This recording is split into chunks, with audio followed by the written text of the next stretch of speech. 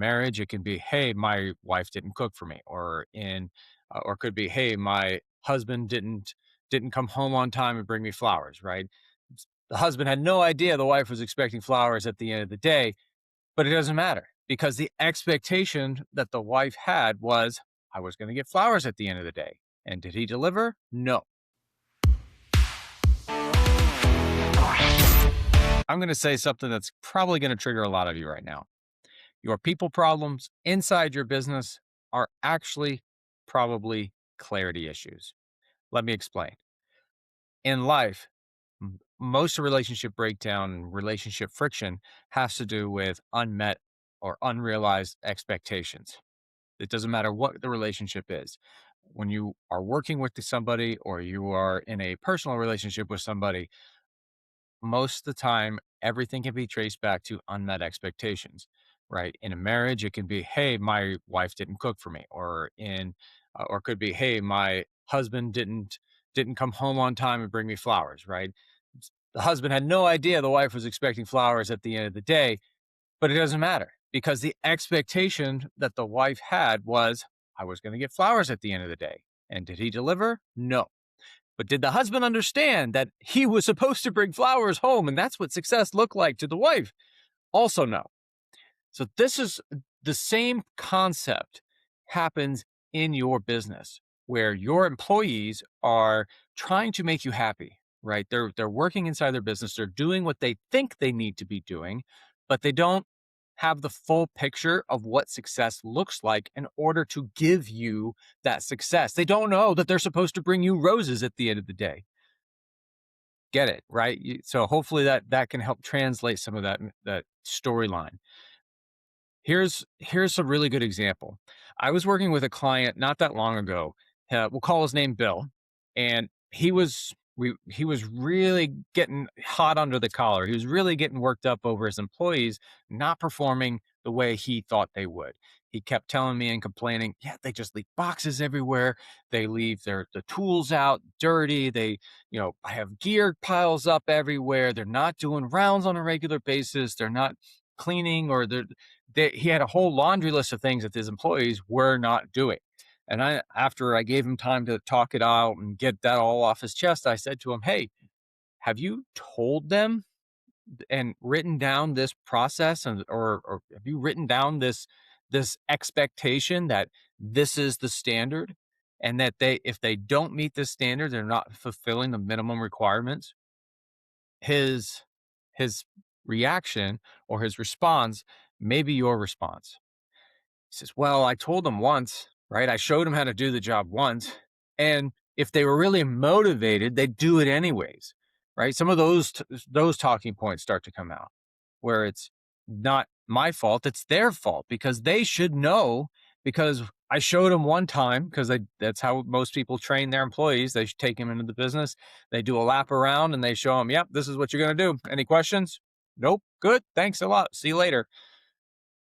But nobody really takes the time to, one, properly train people, but then two, even have a system in which success criteria is clearly defined. And so I challenged him. I said, Bill, you need to write down what success looks like on a daily, on a weekly, on a monthly basis, on a quarterly basis, like especially guys that are working the line, right? Guys that are on the front lines of your business that have a lot of that labor portion tied into what they do for you. You need to make sure that they know exactly what success is going to look like. And then when they do achieve success, they get praised for it, right? So that's that reinforcement concept. It's the reinforcing loop of, you did a good job, get praise, right? If you don't do a good job, we're going to go back to the standard, see where did it break down, right? Did you not know that you needed to do it? Did you not have all the resources you needed to do it? Did you not know when to do it by? Did you not know who to report to?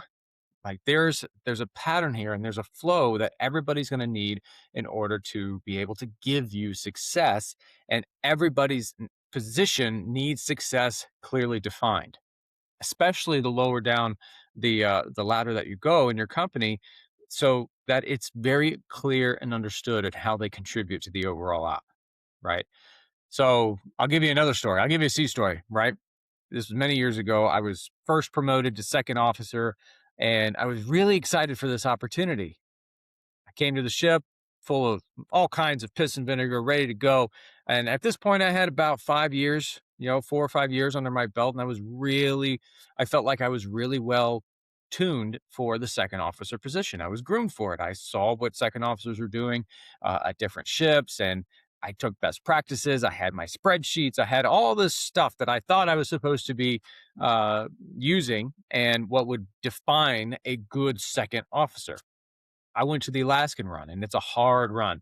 You've got harsh weather, harsh conditions, and a fast turnaround time. It is one of the most brutal runs that you can have at sea. And I did it. Like, it was for 3 months. I was there.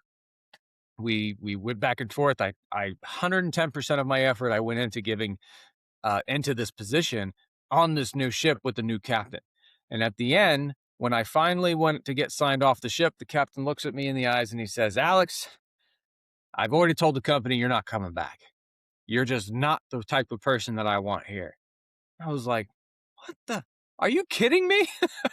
I gave you 110% of my effort. I look at all the spreadsheets, look at all this stuff I was doing. And his response was, "You just didn't give me what I was expecting, what I wanted."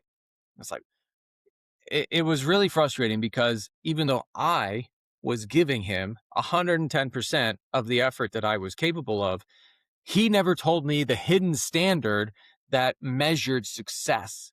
And I left that ship feeling both embarrassed and proud. Embarrassed because now I have this report from a captain, my first trip as second mate, second officer, saying that I didn't do a good job.